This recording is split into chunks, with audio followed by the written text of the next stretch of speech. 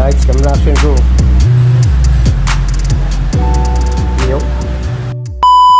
Shoutout mga peeps sa ating client. Anong pangalan nyo, Kuya? Bernard, pare. Bernard. Taga ano ka ilagang at kawayan ka rin? Kawayan ako. Ayun yun. Tingnan mo nun, maangas. Ang daming tato. At siyempre mga peeps, yung tato ni Kois sa mukha niya papalagay dito. Ganun kang pangis. Woo! Yeah! Ha? Tignan natin yung magiging output ng tattoo ni Sir. At siyempre ang shoutout sa ating co-artist na si Master Loben from Sitio Kiririt. Woo! Ay, Master, ayoko. So yan, check natin yung ano yung kanyang gagawin. O, tingnan naman. Stencil mo na, stencil. Shoutout mo, Master. Lingon naman dito. Oh.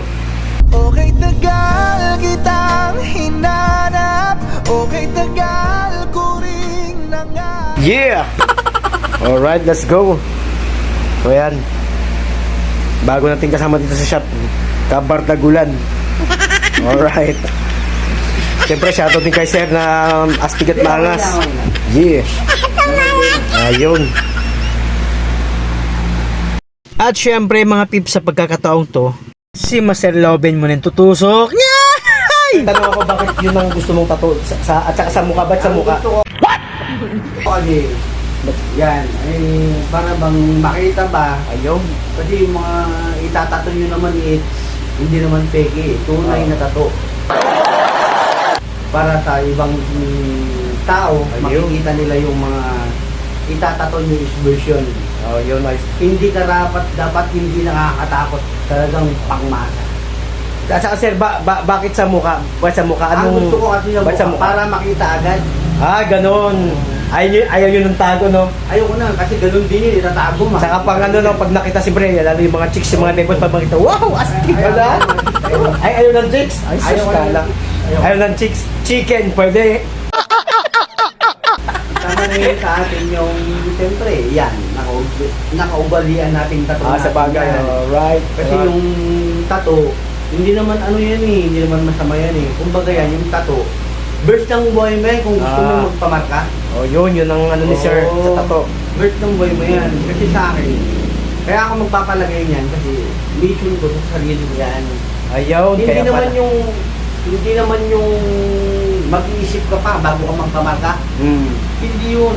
Kaya ako nagpusa rito sa lugar na to, gusto ko talaga magpamarka. Yun, nadali mo Sir. Nadali mo Sir, batang-bata. Kaso may tulo, alright? Aray! Yeah. Ang tabayan natin mo yung tato ni Sir. Woo! Alright, come on, let's do it. Yeah! Tato tayo! Papatayin daw tomorrow, walang tato! Ay, walang tato daw papatayin, no? Aray ko! Master, magpanagdag ka ng tato mo. Full face! Ay! Ouch, charis. Alright, ang tabayan natin yung tato ni Sir. Mamaya, sa mukha ilalagay. Ay, yeah! At syempre mga pips, ayun nga, tapos na tayo sa ating pag-stencil. At kung nakikita nyo mga pips, ayan, sinusukat na natin sa mukha ni Sir. At tato si Sir, atapang ataong, ay, tato now, utot later, at syempre mga pips, dahil sa request nating client, wala tayong karapatan magreklamo, kwarta na na.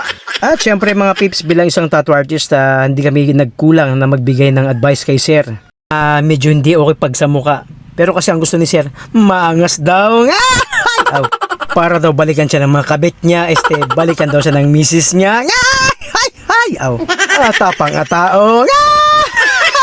Charis. At syempre mga pips, kung nakikita nyo, ito ang final output ng gawa ng ating co-artist na si Master Loben Ray Enomar ng Sitio Kiririt.